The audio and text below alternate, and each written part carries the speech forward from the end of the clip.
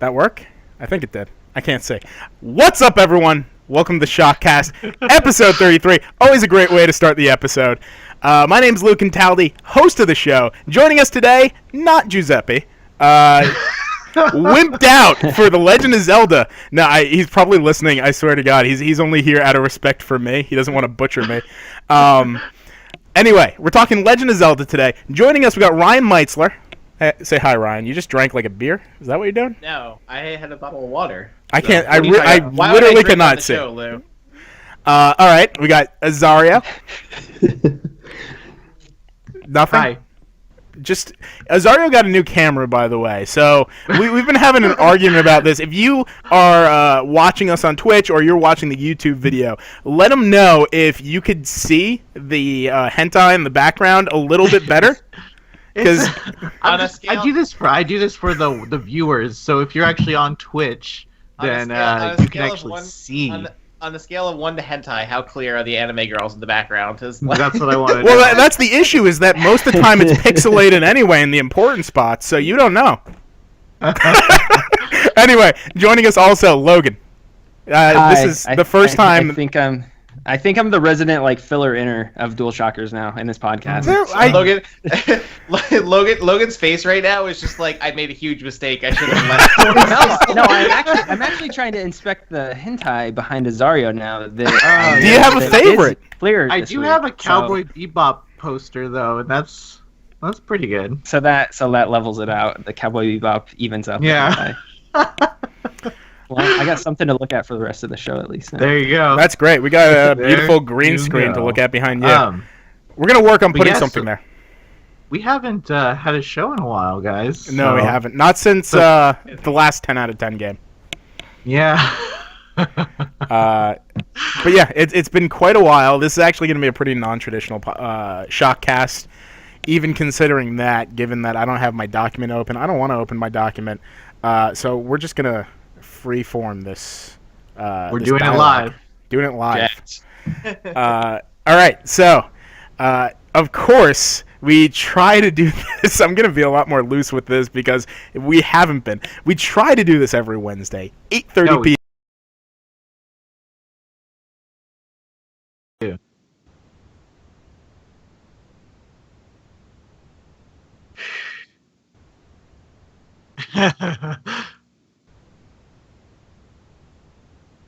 It's usually me. I'll go straight to Twitter and tell the people the facts. If you want to know the facts about why we missed the ShockCast, you can follow me because it's usually Ryan. I was gonna say, I was about to be like, he usually blames me for it. But the thing is that Lou eggs Ryan on to not show up so that he doesn't have to show up. He's like, yeah, you don't have to, Ryan. It's okay.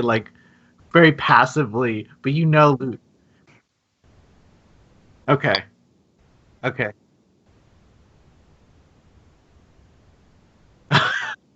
I can't. I don't think I can. Bye, guys.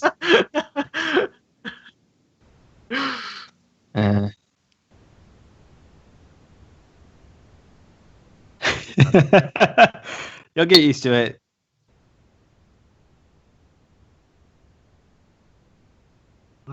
I had vegetarian broccoli beef. I'm back. I'm vegetarian. Yeah. I'll even out the vegetarian meal. I had Taco Bell, and I really regret that at this point. Bacon chicken chalupa? No, I think they got rid of that at my local Taco Bell. I got one of those triple double crunch wraps, which is good, but maybe a little too much. I don't know. You gotta put avocado in it, dude. Put avocado in everything. Avocado and potatoes. Avocado's the most overrated fruit, vegetable. I don't know what that stupid thing is. It's overrated though. Lose my. I can hear you, Lou. Something. Yeah, we can hear you. We can hear you.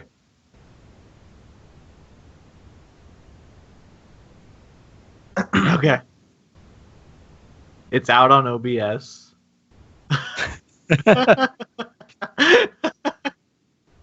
We're gonna try and get this fixed. That's what Lou said. Okay. Well, why don't we just talk about what we're playing? while Lou's figuring that out.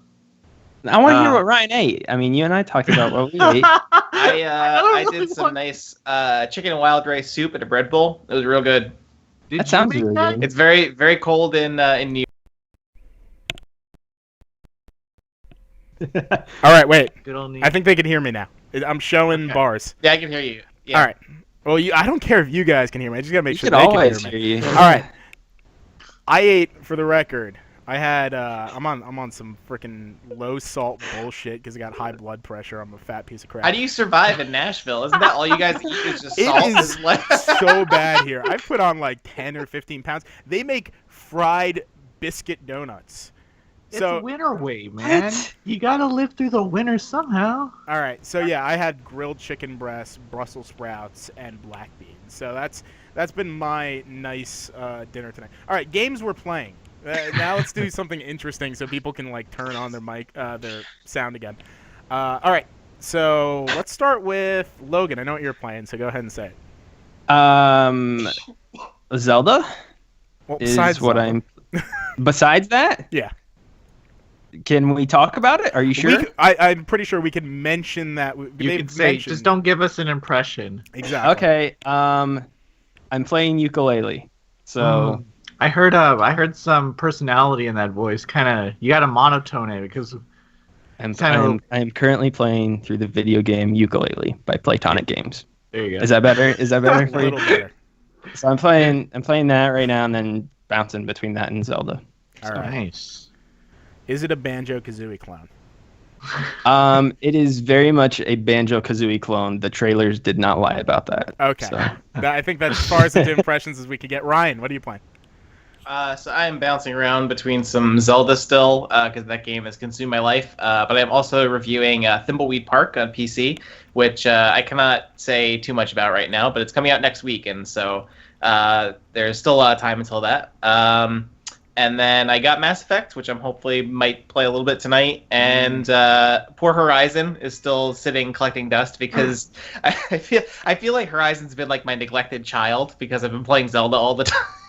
I feel bad, but I do want to play that at some point too. Right. Azario? And I pre-ordered. I also pre-ordered Persona. So Nice. That's coming soon. Great The grab. limited edition. What's that? The limited edition. No, I just got the I got regular the, version of the game. That one with the bag. I forget what the special limited edition name yeah. is. Did you get it from Amazon? Did your Yeah. order get canceled? No. No, Okay. that was so weird. Hey, Azario, are they normies for this? Are they? Azario, what are you playing? Listen, dear listeners. If you ask somebody what's their favorite RPG and they say Persona 4, Golden, just totally write them off. Just write them off. Are you saying that's not up there in one of your favorite JRPGs, though? It's not. Really? Yeah. It's because it's, I don't know. What is it? Like Final Fantasy Tactics, preferably the War of the Lions for PSP. Perfect game. So I have I a respect mini Xenogears. Great RPG. But yeah, not maybe Persona 3 FES pretty good too. If you guys want to venture out of Persona 4 worlds, Normie Land. Sick But, of bullshit. So have you started Mass Effect, Ryan? Not yet. I just got it. I haven't started it yet, but I might try a little bit tonight. So I got it yesterday too. I have no idea when I'm going to play it at all. Yeah. So I know. Never. Yeah. It's going to sit on your backlog. It's going to die in your backlog. Are you guys hesitant to start these games with the animation problems that you've seen? I don't think so, because I think I mean I don't know. I don't think every animation's like that. I think it's maybe just that they're like specific ones that people have been like dunking on Twitter. So It's like Unity when they had just like the eyeballs and the lips. yeah. Yeah, And it's like people And just then- keep yeah. posting that. It's really not that bad, and it'll eventually get fixed. And I think that's kind of going to be the same instance with Andromeda. I Yeah. have too many games to play anyway, so I'm just going to let them patch it out. Yeah. I think I know that I thought this game was going to be delayed, but I think it deserved a delay.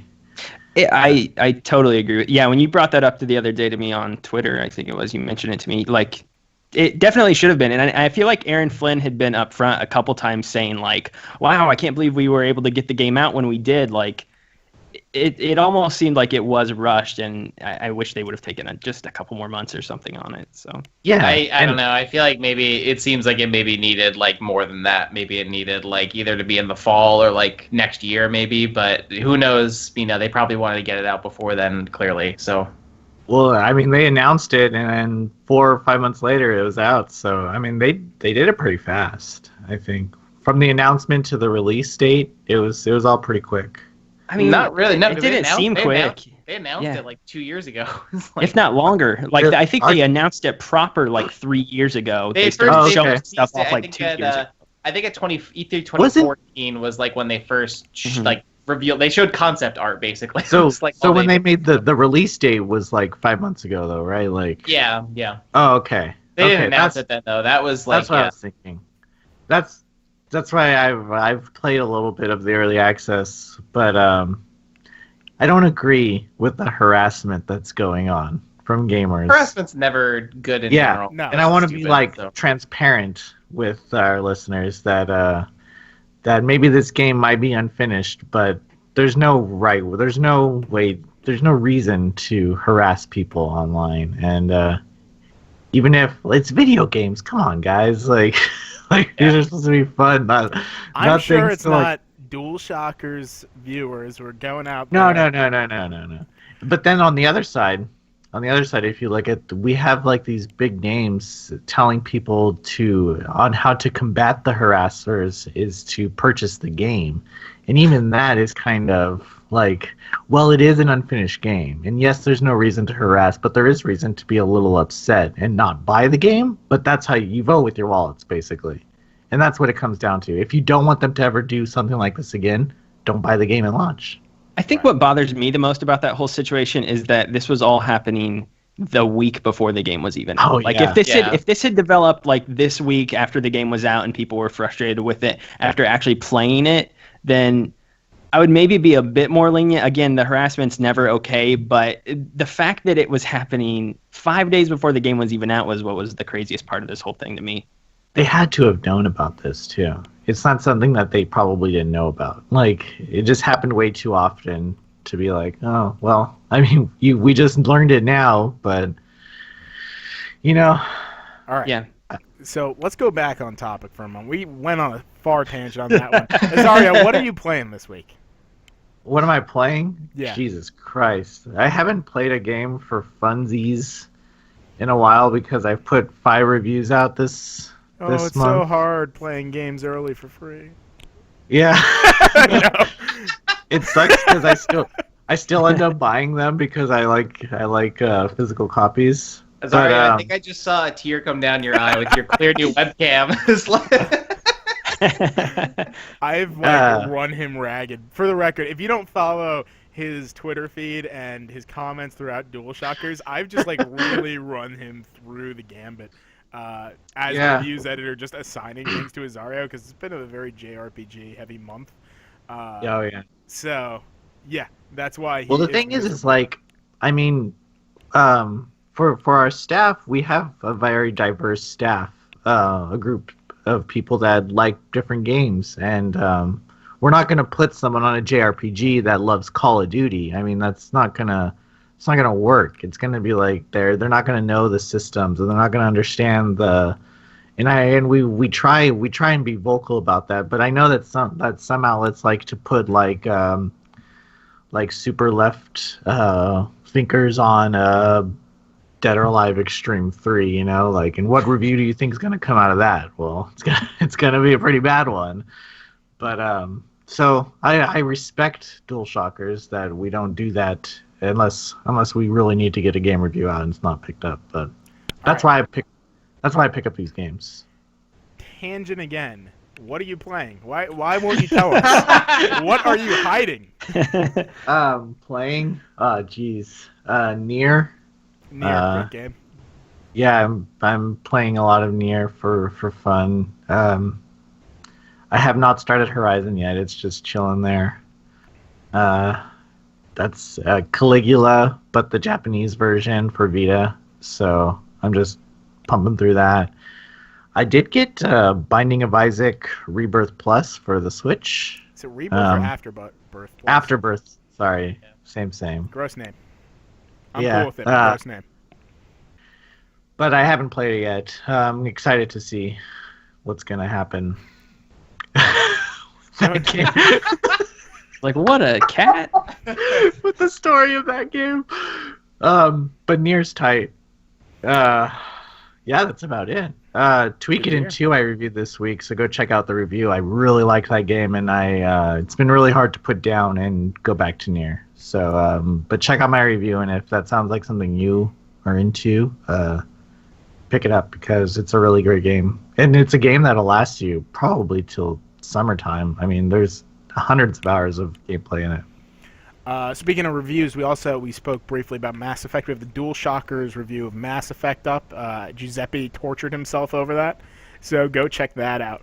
Me, what I've been playing lately, a lot of Nintendo Switch, even games that haven't been given to me, so it's taken a while. I'm going to close this door. I can hear Destiny going on in the background. Oh my god, this cat. Come here. So I've been playing a fair amount of Bomberman, a fair amount of 1-2 Switch, which is much better than I was giving it credit for. Is it $50 better than you gave it credit for? I don't know if it's $50, but it's definitely like $20 to $30 better. Okay. I could do 20. Yeah, if it was 20 or 30, I might say it's like the perfect party game. Because I've been, what's her name, Karen? Yeah, it's Karen. I've been Karen more times than you can imagine. Like, I bring it into work, and I'm like, we're going to have a fucking duel. Let's have a wizard battle mid-office. Yeah, the issue comes with me is I don't have any friends, so... That's also my problem. Yeah, so I mean, I bought a Wii U, and then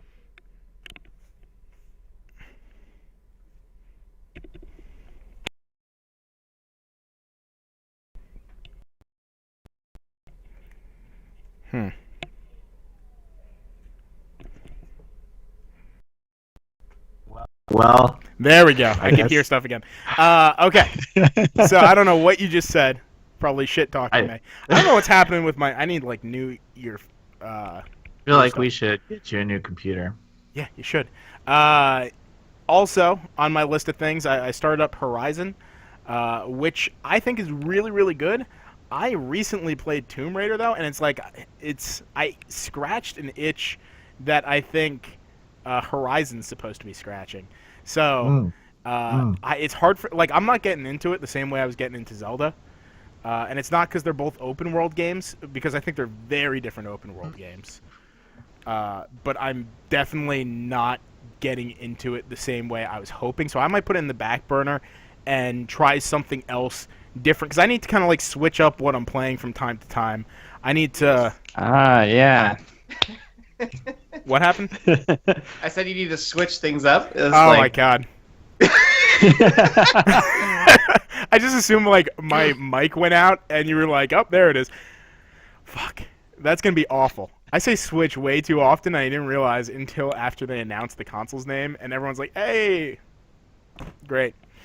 And I've been playing Zelda still. Less actually playing it, more backseat playing it while my fiance goes through and plays everything. And it's made me appreciate the game more. And we're going to go into that. I think. Say, should we just go into that now, since we're kind of talking about it? So. Yeah, let's go into that. Okay, let me just start by saying... I don't know if I want you to start. That I have not only played about 2 hours of Zelda. Oh my god. Who let him on? Why is he a permanent member? Do I think... Okay, so I'll give you my quick impressions. Do I think it's good? It's good. It's good. But when I'm playing, and maybe you guys can reply with something with this, when I'm playing, I feel like this game would be better on a PC or a PS4. And that's all I can think about while I'm playing it. All right. That's my... Lou just threw up in his mouth a little bit. All right, so let me start out. I'm gonna restart this in another way, but we'll go back to that. DualShockers reviewed Legend of Zelda Breath of the Wild, gave it a 10 out of 10.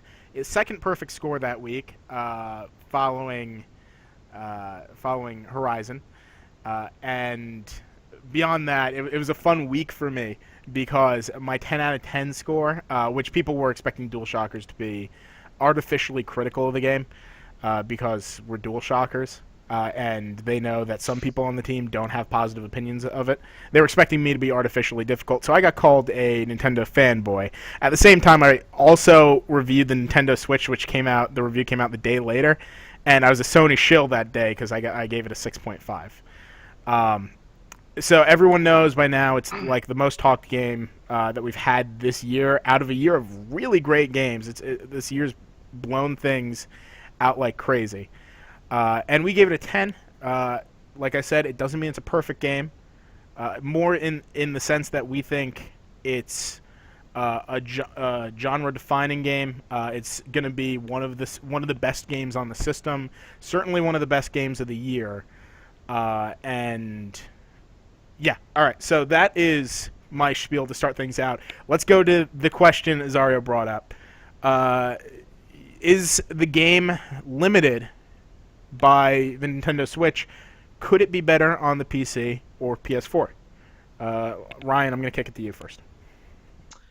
I mean, graphically, yes. But I think a lot of what draws me to Zelda isn't necessarily the visuals, which they look good. Like, would they look better on a PS4 Stylish. or PC? Yes, obviously. Yeah, it looks stylized. It's very different than, I think people trying to draw comparisons to Horizon and Zelda. I'm just like, guys, stop. Like, obviously it doesn't look as good, but then again, they're very stylistically different games. Where a lot of people I've read reviews and stuff that kind of compare it to almost like a Studio Ghibli type style, which I could definitely see that's like kind of this living, breathing, like something a little like more like a watercolor type game, rather than hyper realistic like Horizon. But I think for me the strongest parts of Zelda are the gameplay elements, and especially because Breath of the Wild just does things so drastically different from any of the previous Zelda games that we've had before. I mean, the closest comparison I can draw is to something like A Link Between Worlds that came out on 3DS, where this game basically in the beginning throws you a stick and it's like,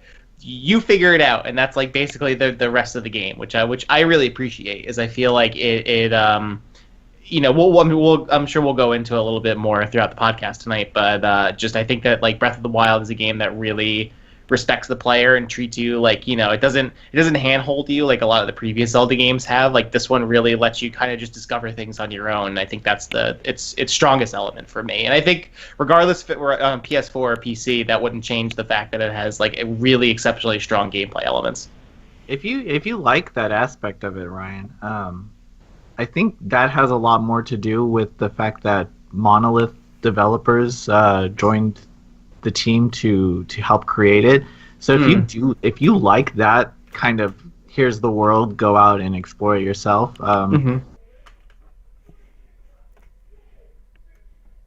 Those are the games that that company produces, and you can really see that those developers were working on Zelda. Like it feels like a Xenoblade, and in like the item management and the open world, like they really know how to make an open world. And I can say that in Zelda, I really like the open world. I think people think it's corny with when it shifts over to snow or when it shifts to fire super fast, but I love it. I think it's so good. Very Nintendo.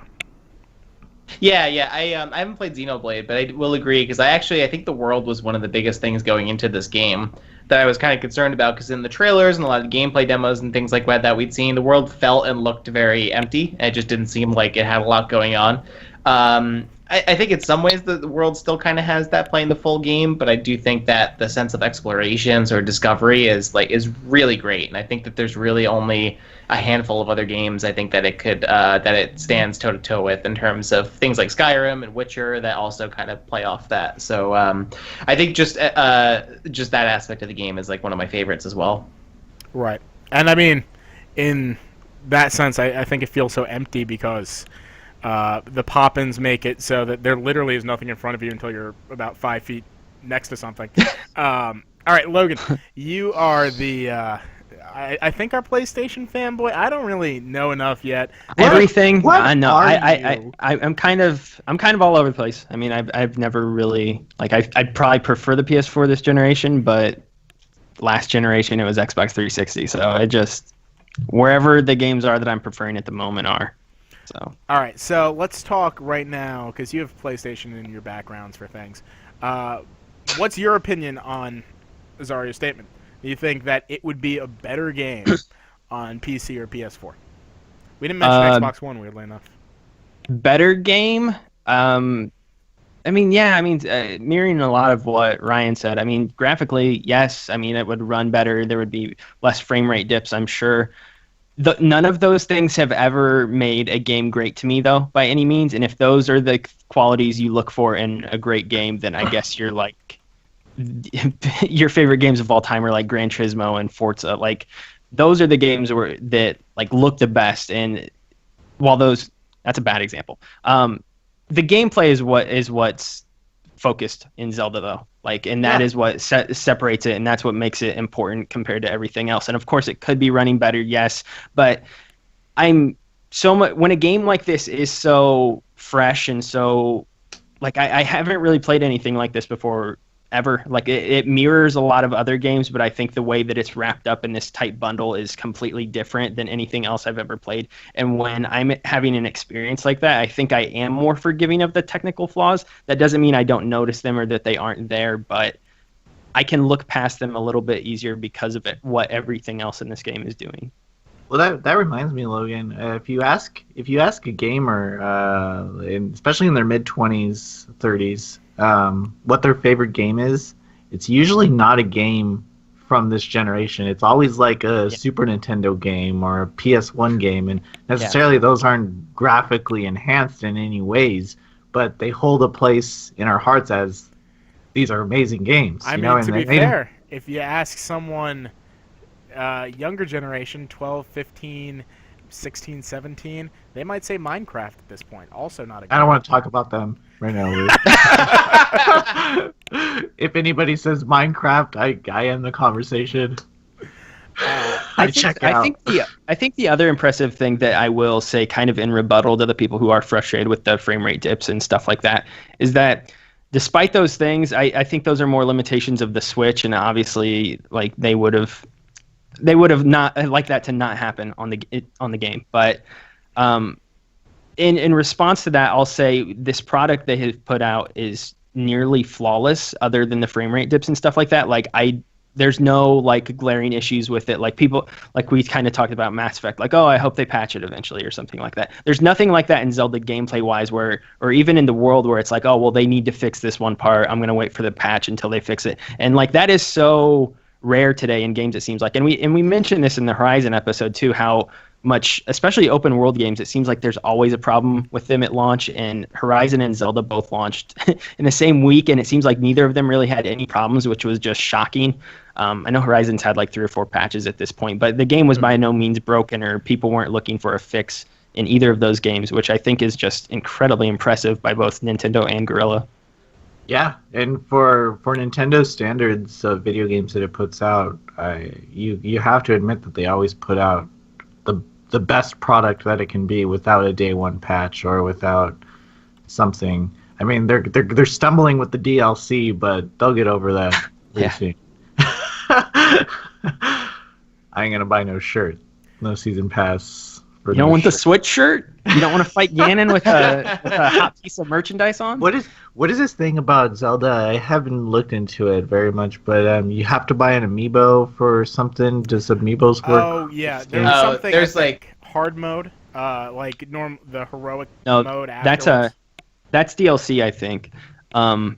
What you're referring to is the costumes and stuff like that. Yeah, the costumes and Epona as well. Yeah, like you can unlock Epona in the game.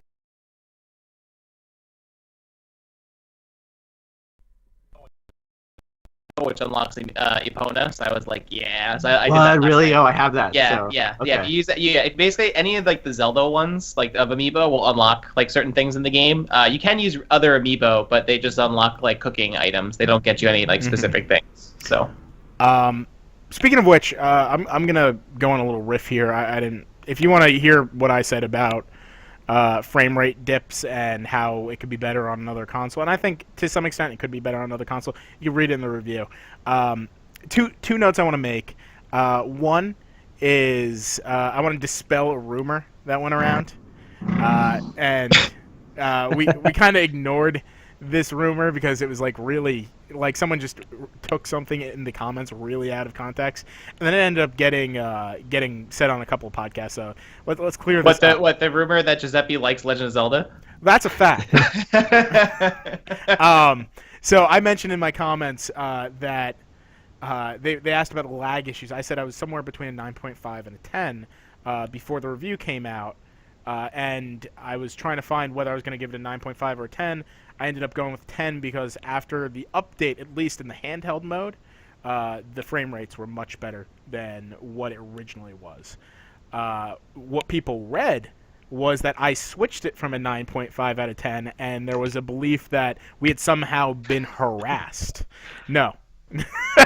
That we had somehow been harassed into giving the game a 10.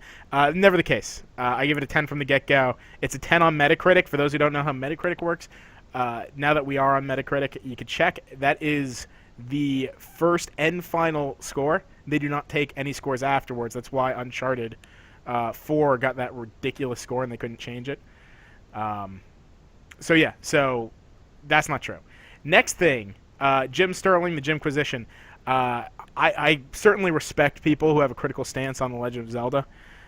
And I absolutely do not respect people who harass and DDoS attack sites because they disagree with the reviews.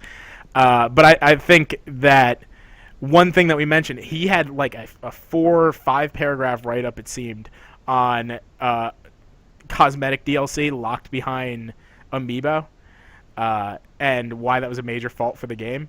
And I totally disagree with that being a major issue for the review. I can see where people have issues with the game, and I don't think the game is perfect by any means. We could talk about the destructibility of weapons being a major annoyance and a factor that shouldn't be in most games. Some really crazy side quests.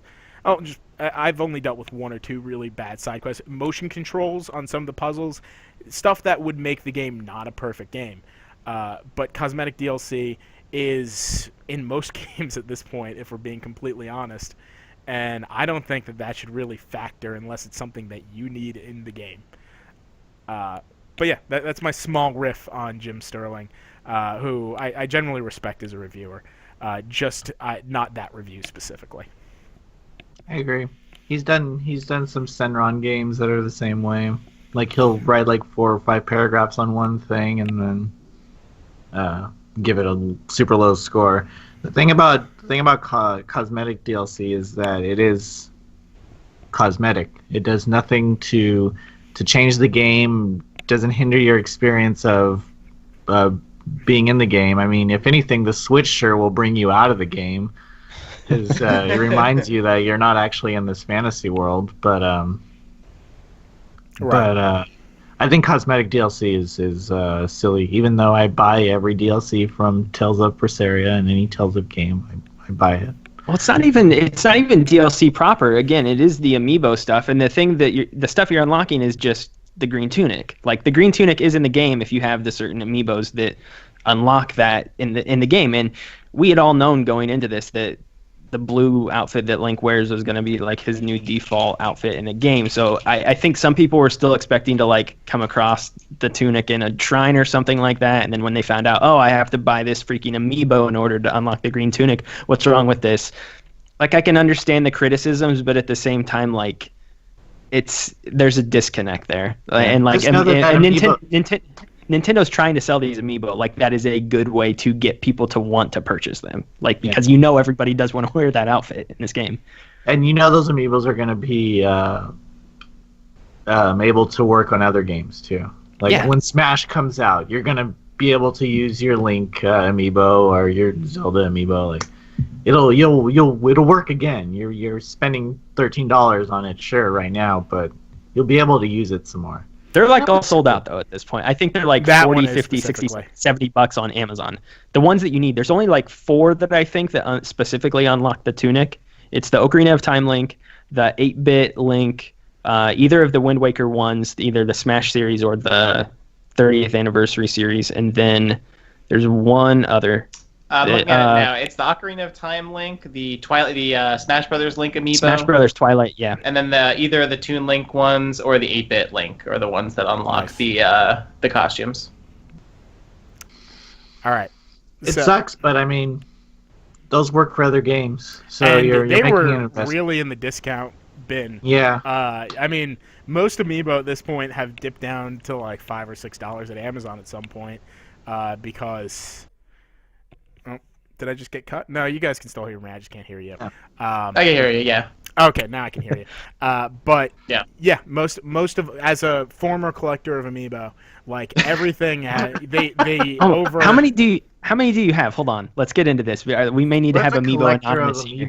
No, I stopped, so we're fine. I have most of the Smash ones, which is like literally everyone. But then when they came out with Animal Crossing, I'm like, no, I don't need it.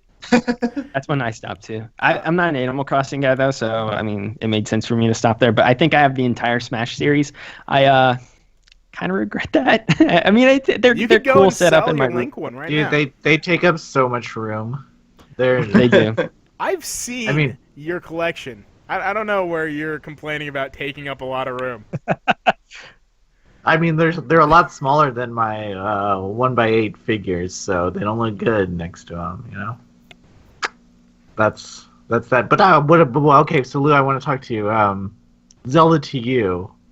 Technically, though it may not be a perfect game, I think it can still pass as a masterpiece, and that's why the 10 out of 10 truly works in this case, because the game it's a work of art. You know, it's brilliant. There's some great mechanics that are expressed in this game. You can tell that a lot of work went into it. So I stand by your 10 out of 10. Thank you. For Zelda. I want to go back to some criticisms, though, because I'm not deaf to the criticisms. I have to think about a lot of this stuff, especially as a person who likes Zelda and has to evaluate Zelda. A lot of people have criticized this, saying that it's getting a 10 out of 10 because it's being compared to other Zelda games. They say if you were to compare this game to, let's say, another open world game in general, it doesn't stack up. You don't see nearly the amount of progression that you have from, let's say, Skyward Sword to Breath of the Wild. What do you guys think about that claim? Because I definitely have something to say about it. But what do you guys think about, does it innovate on stuff that we've seen on modern-day PS4 open world games? And can you even really compare it to, like... I think the best thing you can work on or look at is Wind Waker. People thought that game was terrible when it came out. They looked at it as they compared it to other open world games, and it reflected it. It was criticized for its, and now it's celebrated. Like, it's so weird how that kind of switched around. But see, well, I don't want to say this, but I will anyway. Is that I put Zelda in some other category. This thing is its own entity. You know, you cannot compare any of these games to anything else but Zelda games, unless you're 3D Dot Heroes, which is a Zelda ripoff. But but I mean, like, Zelda is definitely in its own category of games for me, and I wouldn't want to compare it to anything else. I don't play Zelda to get a Skyrim experience. I don't play Zelda to play Fallout. You know, I play Zelda for the Zelda experience, and it's hard to review in that case. You know, because you're not going to compare it to these open world games, because that's not what you want. You don't want a real life Zelda. You want this cartoon Link running around fighting moblins and saving the day. Master Sword. See, I know moblins. I know that word. I know Logan looked at me right there. He's like, oh. No, because I could tell you were searching for another enemy in your head. You're like, what's another enemy? I can't think of one. With those little flying things with the propellers. Yeah, I think compared to like other RPGs, I guess what I think this one excels at more than anything is just exploration. And that sounds so simple, but I've never felt so encouraged to explore an open world like I have in this game. And I think there is 1,000 contributors to that, and we could sit here and break it down for the next 3 hours. But I think one of the main things it comes down to is the game doesn't hold your hand really by any means. Like it from the get-go, after you complete the opening area, it is literally like, hey, your opening mission is to kill Ganon. That is the first main objective you receive.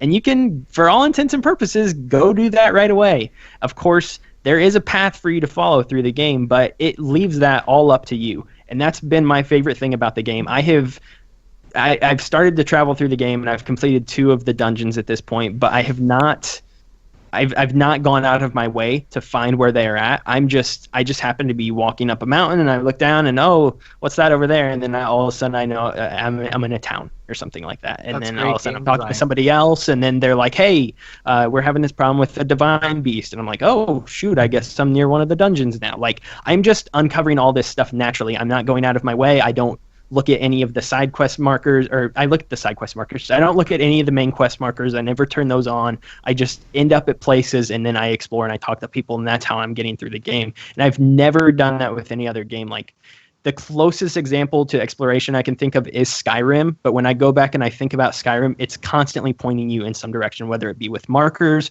or even if you do walk through just the wilderness in that game, you're constantly getting things popping up on your HUD, whether it be, oh, here's a cave over here, there's a new dwarven dungeon over here, or something like that, there's a giant camp over here. It is always marking things on your map, whereas Zelda, I feel like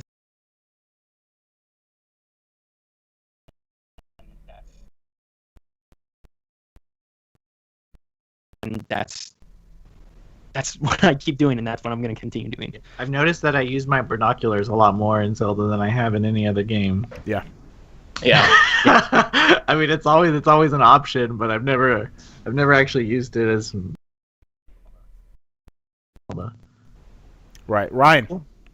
What do you think? Yeah, I think I feel very similarly, and I think especially just because that playing Breath of the Wild, you could definitely tell that they took a lot of inspiration from a lot of different games. There's a little bit of Witcher, there's a little bit of Skyrim, there's a little bit of even Portal, because basically the shrines are more or less like Portal-inspired puzzles, basically. They have the sort of mentality where it's all about sort of, a lot of physics-based puzzles and sort of thinking of the environments differently. But I think it does all that without abandoning the sort of Zelda formula. Like, it still feels, even though it's an open world game in the sense of something like a Skyrim or a Witcher or something like that, it still has the Zelda sense of exploration where you gradually get new abilities and new ways that you can sort of interact with the environment and uncover new areas you can get to and new things like that. So I think that's definitely the most impressive thing. One of the most impressive things for me is that it still has the Zelda feel, but it incorporates the open world in a way that still feels new, but still feels true to what the series is. And I think touching on kind of like what Logan said is I especially appreciate too the fact that you basically get all of your abilities from the start of the game. You get the magnet ability, the stasis ability, the cryonosis, like all of those things you basically get like within the first couple hours of the game. But it's not so much that you're getting new abilities constantly, but the game is constantly tweaking the ways that you can use those abilities through whether it's the shrines or the environments or things like that. So as I'm playing the game, I could be playing the game for like 20 hours later, and then all of a sudden, oh crap, I didn't know I could use my remote bombs this way, or I didn't know I could use stasis in this way. Like, so it's the way that it's constantly sort of reworking the ways that you could use these abilities and how to solve puzzles and do things in the environment is what's really impressive to me. From I think like 7 or 8 abilities that you get throughout the game, and that's really it, but it constantly finds new ways for you to use those. Kind of jumping in on that real quick, like, so I think 20 years ago or so, there used to be this discovery factor in games. In fact, like, you can go check out Danny O'Dwyer's YouTube channel, No Clip. He did a documentary a couple weeks ago about mystery in games and how that's kind of lost in this internet era. this is the first game in this new internet age that I think everybody is kind of discovering things together. It seems like every day I scroll through my Twitter feed and I find something new that somebody did in this game that I had no idea you could do in this game. And I have never seen anything like that at all in this current age that we're living in. It feels like everybody's coming together and is trying to discover new things to do in this game, whether it be chucking a Kuko at an enemy and having him hit it and then getting swarmed by chickens or something like that. Like, there's always something new that I'm seeing every day people experiment with in this game, and that's been one of the coolest things about it to me. Yeah, and actually, I think just to touch on something that Lou and I kind of talked about earlier today, which was that like there's just constantly new ways that like even though the puzzles and the shrines and things like that have a pretty clear solution of how to do them and stuff like that, like you can find ways to like kind of not break the puzzles, but like just do completely wacky things with the puzzles that you wouldn't think to do. But then when people do them, you're like, why didn't I think of that before? Like I saw there's like the electric current puzzles where basically there's like the thing that's giving off an electric charge and you have to kind of you have to like create a circuit with the channel, and so usually that involves like moving some objects around, stuff like that. But then I saw someone, all they did was they just dropped all their weapons and essentially made like a line from one outlet to the other one to get there, and I was like, why didn't I think of doing that? Like, it's just crazy how you can do all these like really like if you think outside the box, you can come up with some pretty crazy solutions. And the fact that Zelda, I forget which podcast I listened to, but one of them said something about like Zelda was a game like previous Zeldas have said no a lot, where basically they've been very linear and held your hands, but this is a game that says yes. Like, if you can think of a solution, like more than likely you're able to do it in the game, which is really, really cool. Like, it's one of the few open world games that truly feels open in terms of how you can tackle a problem and create a solution for it. That sounds like because I tend to binge read reviews for games that I write reviews for. That sounds like Kotaku's review. I think, yeah, that might have been, yeah, you might be right, yeah. Because Jason Schreier basically wrote an ode to Zelda. Given my 2 cents on this, I don't necessarily think that it is compared to other Zelda games.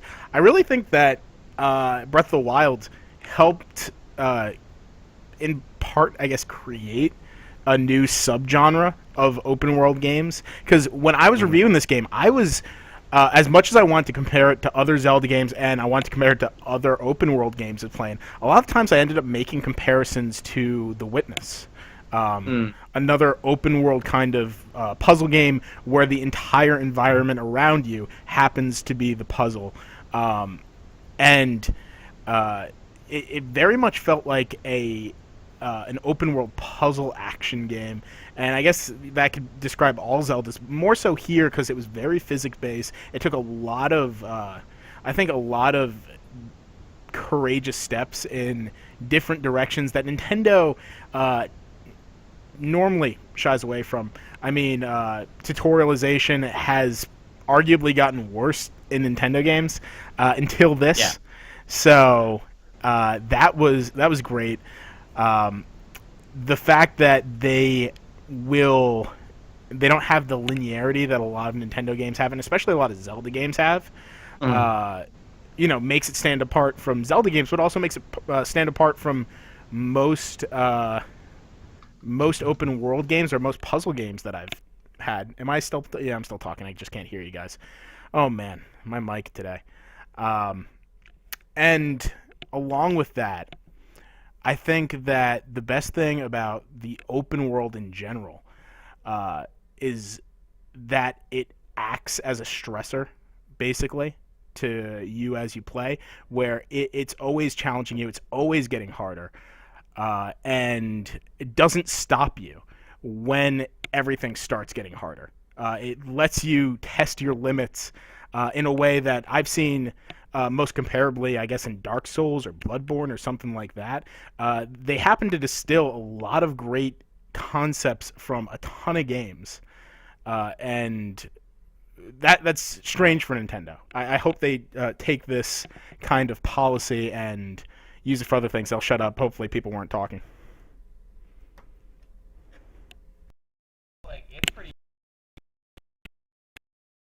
It's pretty brutal in a lot of ways, especially like some of the enemies that just will like, I would hit them with like a club and they're like, oh, that's cute, and then they just one-shot me in one hit.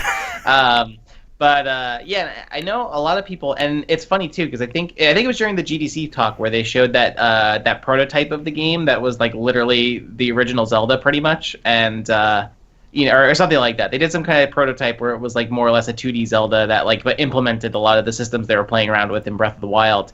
And I think in a lot of ways that Breath of the Wild does feel very true to like the original game, and sort of how the original game pretty much set you on like a path where you could just go and it didn't guide you in any way of like what order to go and complete the puzzles and things like that. It just kind of let players on their own. And if you wandered into an area that you clearly were going to die very quickly, and oh well, like that basically was the mentality. Also, adding to that, I mean, there is a lot of combat. It is a Zelda game after all, but combat happens to act more like a puzzle. For a lot of the times, you see a big group of enemies, you think, what's the best way I could take them down? And that's a component in a lot of games. I mean, I'm playing Horizon now, and I try setting up traps and seeing what the most effective way of killing everything is.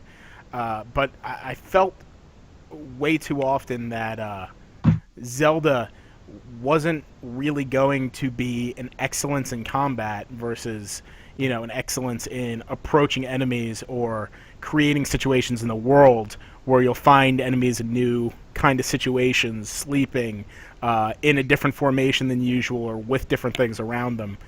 Hunting. Yeah. That like hunting boars and stuff like that, which blew my mind the first time I saw it.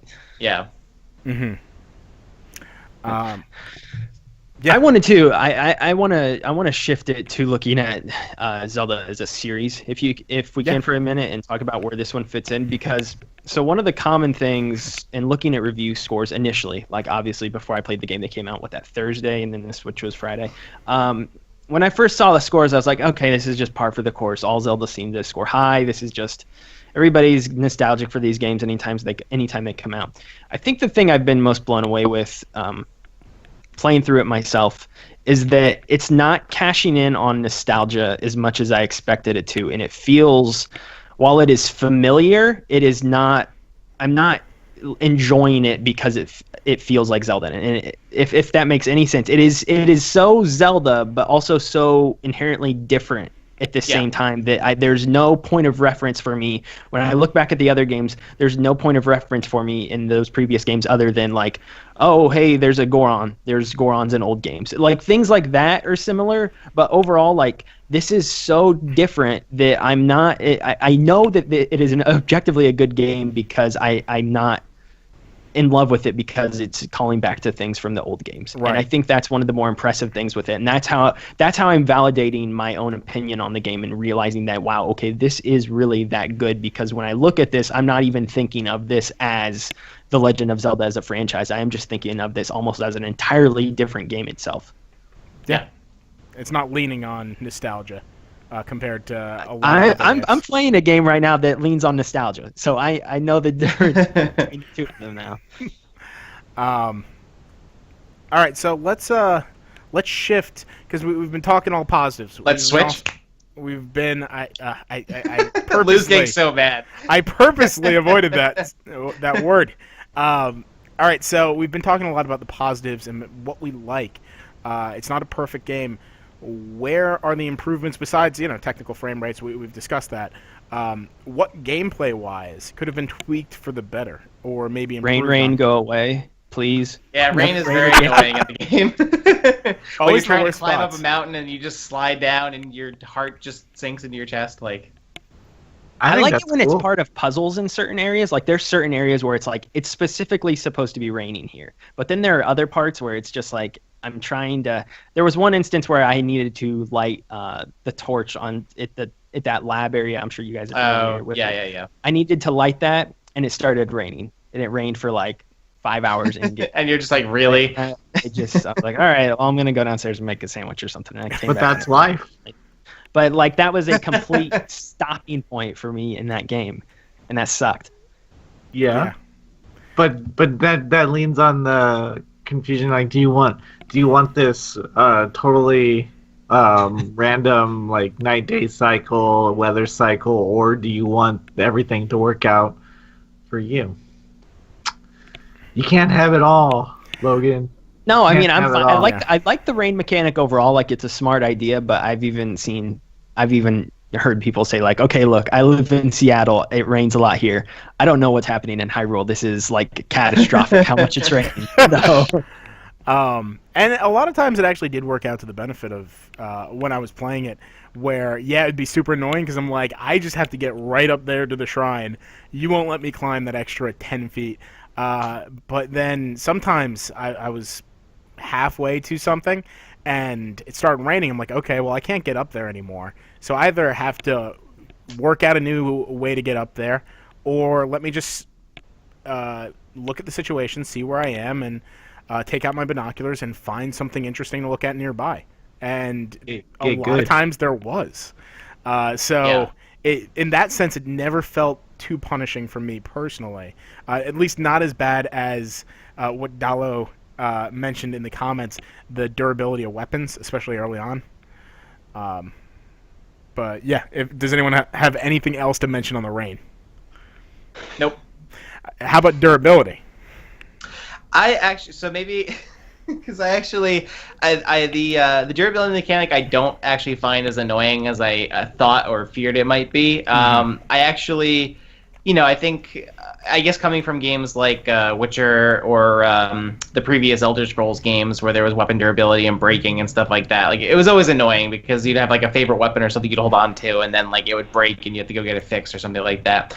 In Zelda, I just feel like it plays into a lot of the survival elements that the game sort of added this time around, where I feel like it's more about keeping you on your toes and you kind of have to adapt to situations. And I think if it were a problem in the sense that like you get weapons very frequently in the game, so I feel like it's almost not an issue because basically whenever you kill an enemy, you get like 3 different weapons you can pick up and use. They may not be great, but they're something. So I think that the weapon durability in that sense, I don't mind. Like, is it annoying sometimes? Yeah, but I think it's the way they balanced it works out. The weapons start to like scale with you too, don't they? Yeah, and because I've definitely noticed that in different areas of the game, or as I've sort of like progressed and gotten stronger, I've gotten better and better weapons. So I'm not just getting like sticks to fight with. Is like, yeah. I also got the Master Sword, so there's that. Yeah, and even that has durability. Spoilers. Things. Yeah. Oh no, the Master Sword is in Zelda. Spoilers. Like. Mario fights Bowser. Spoilers, like. Yeah, I had some issue in my head processing exactly what Nintendo was thinking when it came to the durability, because it's definitely annoying early on, and you kind of get used to it, and to some extent you kind of appreciate it because it makes you try out different things, and you're never in a need for weapons. So rarely is it. I mean, sometimes it's a problem, but very rarely, at least in my journey. I think the only times I've ever felt it was a problem was in like boss fights, or when you're up against like super like tough enemies, because then basically if you don't have enough weapons to basically carry you through the fight and you run out of weapons, then you're kind of screwed. Like you can't. Yeah, really do I don't know anything, why so. the bow and arrows have durability too. Yeah. Or the bow at least. Yeah, that's silly. Why? Strings give out. No, that's a little much. Not Aloy's. She fires that thing forever. The thing about durability is there should be something that balances it out. Usually I would pick up a sword and it would break in the same amount of time that maybe like a club would and stuff, and even early on the game that's what I've encountered. It's definitely worse early on, like for sure. Yeah. How far did you say you played into it, Azario? So I'm going to the third little thing to get the third thing. Right. So you're. Okay, so I climbed to an ice mountain. I did that. Got it. Okay, so you're shivering on top of the mountain, the first one. And I already beat that one, and I'm coming back down to go to another one, my third one. Got it. Oh, okay. Yeah, so you really are only in that spot where things will break on the third hit. Yeah, so I was playing the game, and then I thought, man, I'm just going to fall asleep. And then that's what I did. See, but the best part is just switch and take it to bed. Well, I would tell you that I did review Blaster Master Zero on the Switch, and that game is so good. Oh my god, so good. If you guys want a $9.99 game for the Nintendo Switch, get Blaster Master Zero. I thought you were talking like $9.99 out of 10. I was like, what? No. It's $9.99 for a great remake of a retro game from TurboGrafx days. So it's really good. I reviewed it on the site if you want to read it. That was a shameless plug. No, shameless plug's fine as long as it's DualShockers. And I got bored of talking about Zelda because I don't really like it that much.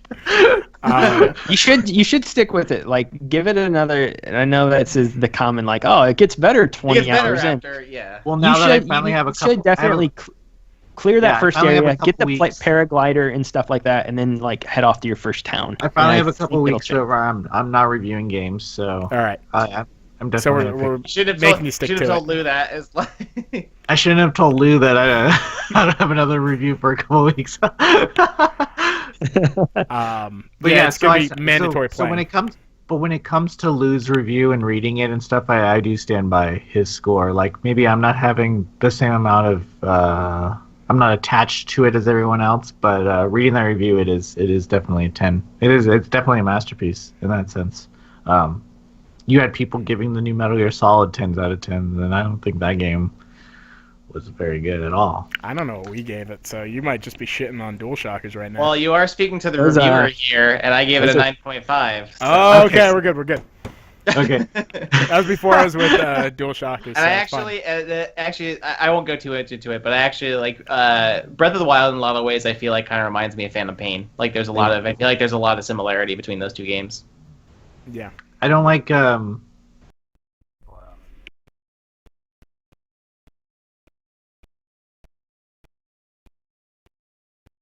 on the PSP. That game did so well.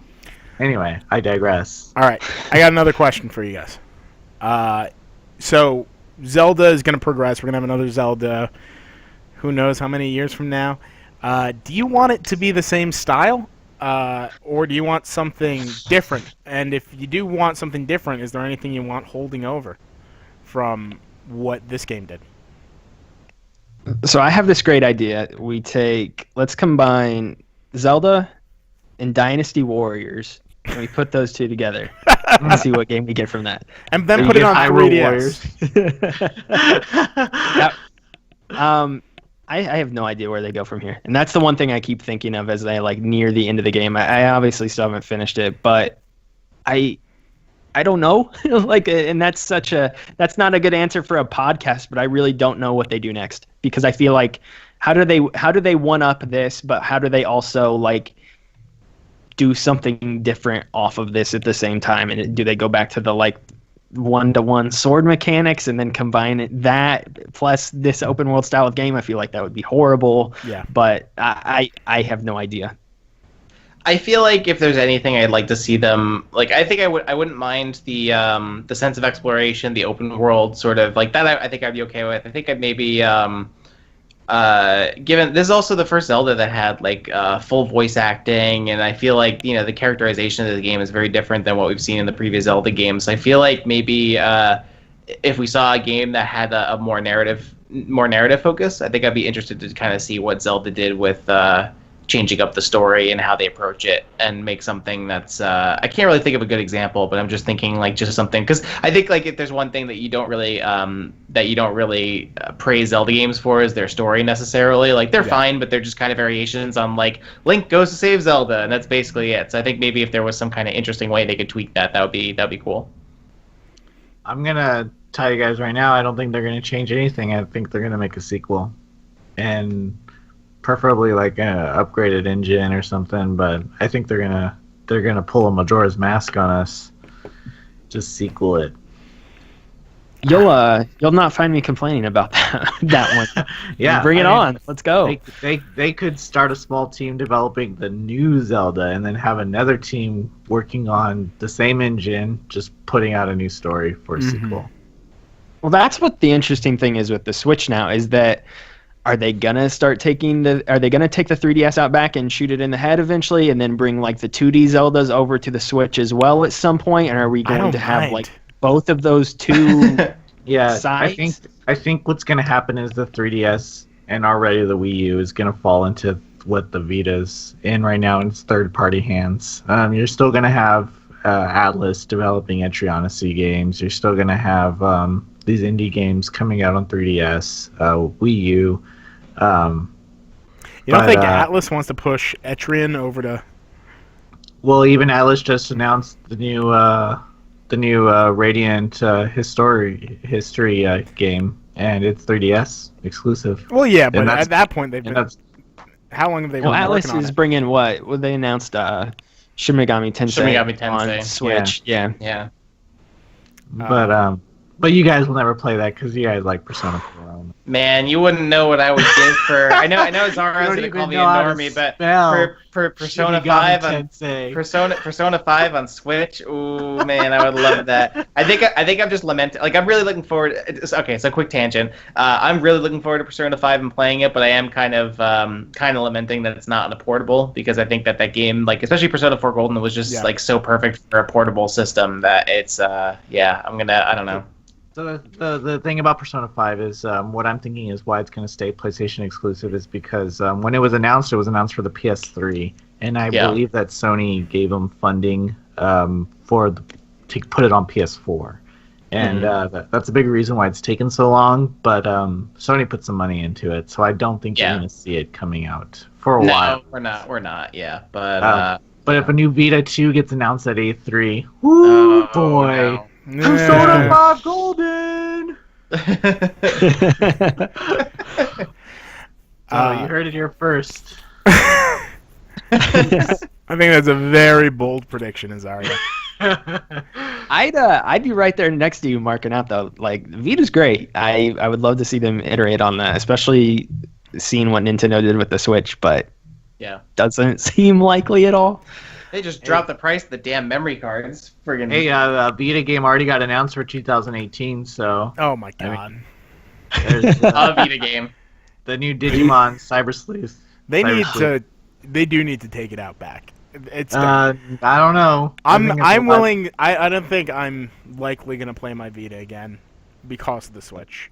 You can send it to me and I'll play with it. I'm gonna keep it there where I have it because I have a huge backlog on it, and if I keep it in that spot, I feel in my head like I'll go back and play these games, and I know I never will. That's why I leave my PSP Go on my dresser, because I have that too. I love it. Azario means that he has a. I'm gonna finally be Tactics Ogre, you know. That's what he has a framed picture of his PSP Go on his dresser.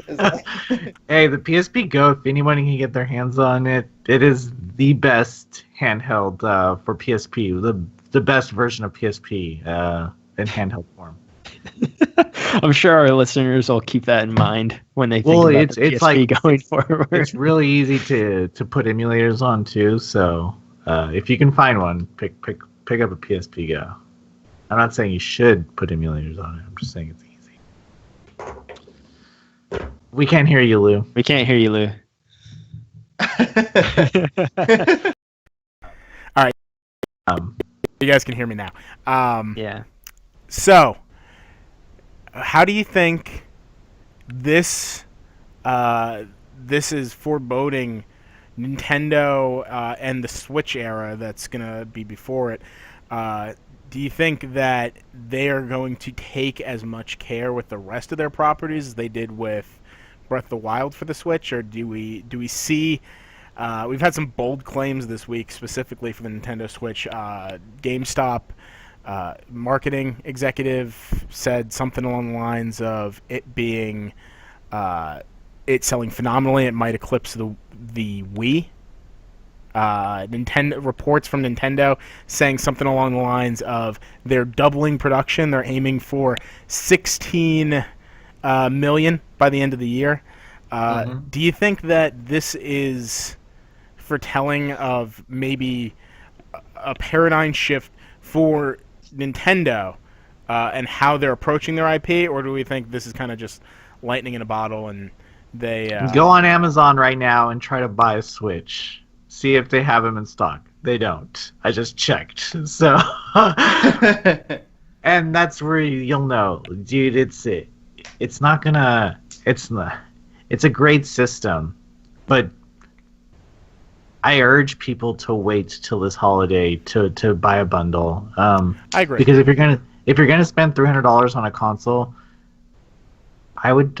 You can get a PS4 and Xbox One for $250. But the people who are buying this already have a PS4, I imagine.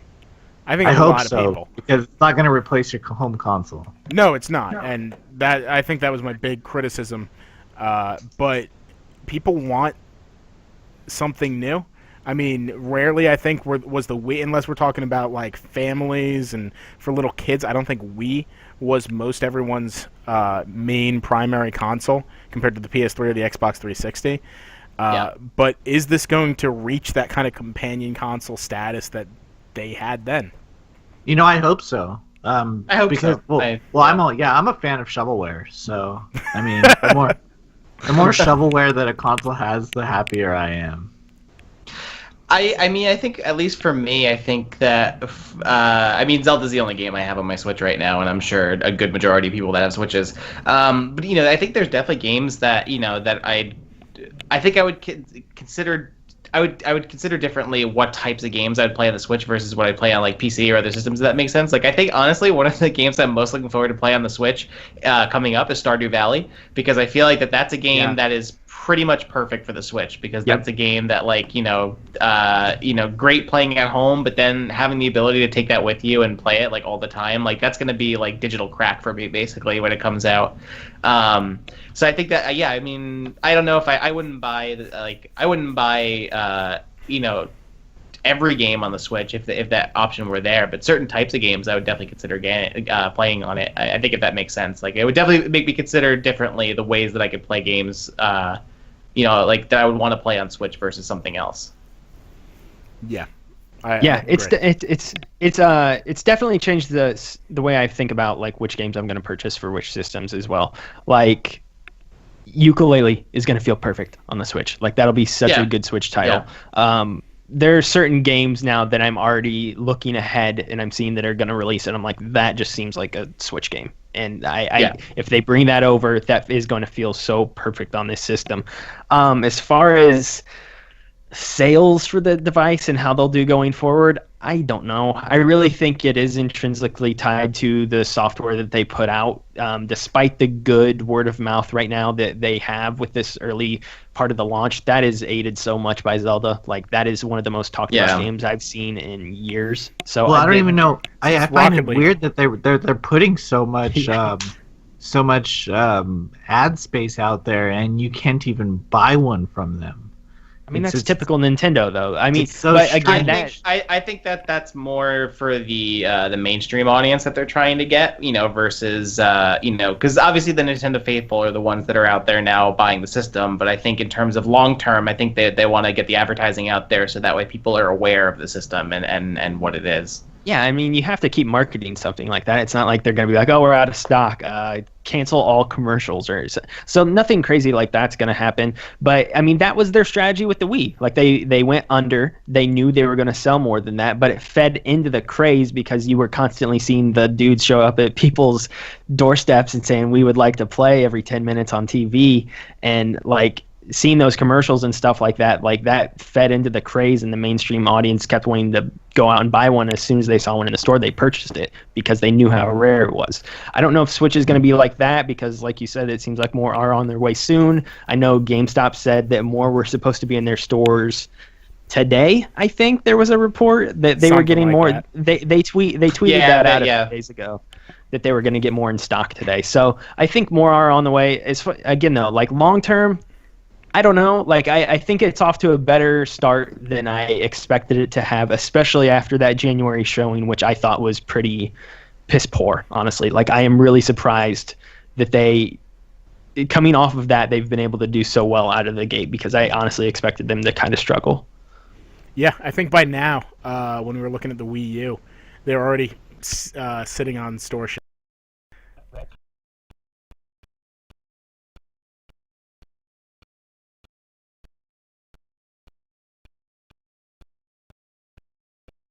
Red, hit the All right. mute button. I'll fix this by next time. But I think by 3 weeks out, I remember specifically lining up for Wii U for launch. Yeah, it was that kind of crazy, and it did sell out at first, and that's I think a lot of people look at that and go, "This is what Nintendo's doing, and it's what they did last time." But I think even by now, Wii U was starting to pile up on shelves and it was getting hard to sell. You know what really sucks about the Switch and the Wii U, for that matter, is that like early buyers are kind of screwed because in holiday season they're gonna release some Zelda version and it's gonna be super cool with all these graphics on it and stuff like that.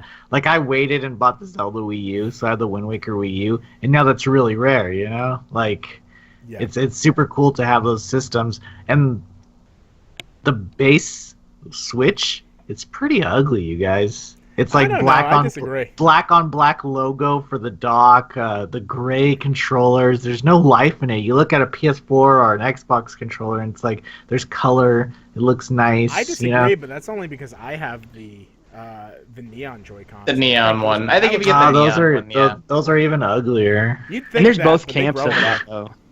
There's both camps. I've heard it both ways. People say like they don't like the Switch because it's too plain, but I've also heard people say those little weird plus and minus buttons. What the fuck were they thinking? Why? I see why it's necessary. The plus and minus buttons, I don't think are bad. They're way too small. The L1, R1, whatever buttons, they're way too close together. Oh my god! Don't even give me. I think they are necessary specifically, though, if only for the sliding Joy-Con, not the grip, but whatever they're called, the shoulder button thing that you. They should be a little bigger. Azario, I don't use those because men are playing this game, and they need to cater to me. Big burly men with large hands. I don't use those Joy-Con things because they're really hard to get on and off, and I feel like when I try to take them off, I feel like I'm breaking the Joy-Cons whenever I try to take them off. Like. Yeah. You have to put them on for the milking game though. 1-2 switch. I play the milking game. All right. So we have, I think, exhausted our talk for Legend of Zelda. And I don't have my list up for games that are coming out this week, so we're just getting knowledge games are coming out this week. Let's put in a different thing right here. Did anyone buy or pre-order anything gaming related this week? Anything cool? I want to hear about it. Today I got the new Fire Emblem. Yes, whatever. Me too. Limited edition. Shadows of. I don't know. I've never, guys. I haven't played a Fire Emblem since like a long time ago, like before 2000. I just jump on the hype train and buy them all up to make Nintendo fanboys jealous. Like I have the Fire Emblem plates, like the dual cartridge. I have that one. I've got the new releases up, by the way. There's not a lot, so I can blow through those really quick. But as far as stuff I bought, I just got Mass Effect yesterday, and I pre-ordered Persona, but I just got the regular version. So that's it for me. I also got the Toho Genso Wanderer limited edition from NIS America. I haven't opened it up yet, but it looks cool. I keep staring at MLB The Show next week. I really want to pre-order it. I really want to get it next week. I know there's like no point in me doing that though because of everything else. For reference, I play MLB The Show more than any other game annually, so that's like my comfort food game on a year-by-year basis. It's a great RPG. Destiny. It is a great RPG. I don't really play sports games. I feel like I would play MLB The Show though. After you guys saw that image of the character creator thing that they had, the glitches scary. Where they made the nightmare monsters. I don't know what it is about sports games and their character creators that they just make like horrifying nightmare fuel. That was a glitch. That was a glitch. Well, yeah, no, I know that, but also like what was I think was one of the NBA games that had that too. They had like the face scanner thing that just made like monsters. Like it was like. It was just so horrifying. Literally just the story of Space Jam. Just basically, yeah. Okay. Yeah. All right, Ryan, read out the games. Yeah, there's not a lot. So in terms of new releases, small indie game no one cares about, Mass Effect Andromeda for PS4, Xbox One, and PC. I'm kidding. People care about the game. I want to play it. Tokiden 2 for PS4, Windows, and the PS Vita. Reviews on DualShockers. Go read it. Yeah, you can go read Same that for there. Mass Effect. Troll and I for PS4, Xbox One, and PC. Dreamfall Chapters: The Longest Journey for PS4. And so those are the new releases. And then what's to 24th? So coming out on Friday, we have Dreamfall Chapters: The Longest Journey for PS4 and Xbox One, Mario Sports Superstars for 3DS, and Zero Escape: The Nonary Games for PS4, Vita, and PC. Which Azario, you are playing or reviewing? I already reviewed. It's already up. Go check it out. It's the best collection I've ever played. Better than BioShock. Didn't you give it a 9.5? Yeah, that game, so good. Hold on. Did you say better than the BioShock collection? Let's go back. Yes, I did. Yes, I did. I don't know if anything's better than that. Have you ever played a visual novel? No, actually. Oh, brother. We're gonna have a long I do have Danganronpa though. Like I have that on my. Oh yeah, you gotta go with that. I may play that one day. Like who knows? Maybe one day. That's a great one to start off with, and I'm not just saying that.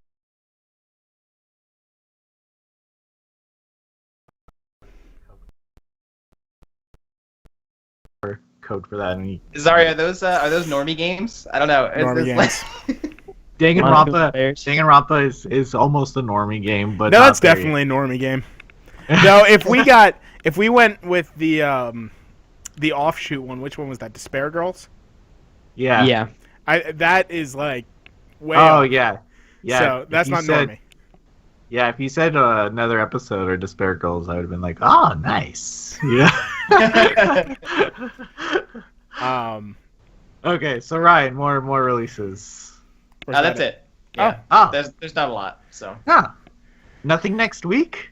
I could. There are. I can go through those really quick. Yeah, MLB The Show 17. Get it. Give me 1 second. I gotta pull up the list because I closed it. 1 second. You're Oh not god. using my list, Okay. are you? I got it. What? Are you using my list? No, I'm using Wikipedia. I use Crazy List. Okay. Go. Anyway, so next week we have Has Been Heroes for PS4, Xbox One, PC, and Nintendo Switch. Kingdom Hearts HD 1.5 Remix for PS4. Oh my gosh. Kingdom Hearts HD 2.5 Remix for PS4. Why are we not getting 3, guys? Come on. MLB The Show 17 for PS4. Old Time Hockey for PS4, Xbox One, and Windows. Parappa the Rapper Remastered for PS4. And then Episode 3 of The Walking Dead Season 3, which is on everything. Yes. Finally. I know. Isn't Snake Pass out next week too? Really random game to bring up, but I thought that was out next week as well. It's not listed. No, that's out on April 11th, I believe. Yeah, I think it's Is I it? think next week Embargo's gonna be up sometime or something like that. I don't know. Bye Bye Box Boy's out tomorrow. Ooh. I wrote something about that today. Box Boy has a big. I actually want those games on Switch. I think those are great puzzle games from HAL. But yeah. Nice. Yeah, I hear a lot of people say that Box Boy is really good. It's definitely thanks, like a cult. thanks for reminding me about Kingdom Hearts. I just pre-ordered it. But oh my god, can I be the hint? Man. Wait, did you get like the special edition one? No, I don't play that game. Okay. You play every other Japanese game in the book except for that one. Well, I don't play that the little Zario's not a special normie. edition little pin. Yeah, at the moment I'm in a weird spot in my life because I actually know the whole story for Kingdom Hearts. No, you don't. No, I do because I had to play 2.8, and it's at a that point. game was so rad. I'm glad you liked it. Oh no, it was awesome. I thought that was one of the most underplayed, I guess, Kingdom Hearts games, and it really kind of tells you everything you need to know. Yeah. So yeah, I'm super happy about it. I figured that like the Kingdom Hearts creators don't even know what the story of Kingdom Hearts is anymore. It all makes sense. Everyone tells you that. Kingdom Hearts 3 is gonna have like dozens of continuity errors. They're like, oh, I totally forgot about that. That's what happened with the third Zero Escape game, is that everyone thought that it was going to clear up all the answers, and it didn't. And that's what's going to happen with Kingdom Hearts 3. They're going to be like, well, what about this plot hole, you know? Wait, does anyone else know, generally, like, the entire story? Azario, Yeah. I mean, I know some of it, yeah. Do you know Dream Drop stuff? Dream Drop Distance? Yeah, Dream Drop story. Yeah. All right, so I got one question about this. And then we can end the ShockCast. I want to put this out there for everyone in case anyone listens to this and can answer this question for me. So, they find out that probably because they want to just bring back fan favorite characters, that for whatever reason, when the nobodies, Axel and everything, get killed, they come back to life as regular humans again, and their whole existence basically hinged on them wanting to become human. It's why they were trying to unlock Kingdom Hearts and be all evil and take over these worlds and stuff. Why don't they just kill themselves? If it was just going to return them to normal. Isn't that what they do in a Persona game? I don't think you should be asking more questions, Lou. That's going to be answered in Kingdom Hearts 3. Oh my god. So get ready. Get ready. That was the one plot point out of everything, and there should be a lot more that annoys me. Okay, so let's wrap this up. This has been an interesting ShockCast. Thanks for listening, everyone. If you want to... If you're still listening, if you want to join us, we're going to be here every week, or bitch at me for it. Wednesday. I'll definitely be here. Wednesday, 8:30. Now we have like Logan here to replace people, so I think we're going to be more steady. 8:30 p.m. Eastern, Wednesday, twitch.tv/DualShockers Live. Come be part of the conversation. Yell at us. Tell us why we're wrong. Or be like Dalo and give us a ton of love. If you want to find us on other social media accounts, I think Facebook, Twitter, Instagram, just look up DualShockers. If you're looking for us on YouTube, it's a little different. DualShockers, it's HTTP. Wait, which one? Sorry, wait. YouTube? It's DSTV Originals. DSTV Originals. And then, of course, DualShockers Live for Twitch. And that's everything. If you want to find me on Twitter and read my bad opinions, you can find me at Luke and Taldi. How about you, Azario? You can follow me on the Twitter at Azario Says. Okay, Ryan? You can follow me at Azario. No, I'm kidding. You can follow me at just my name, Ryan Meitzler. Okay, and Logan? You can follow me at Moreman12. All right. So I'll see you guys next week. Bye, everyone. To the music. Bye.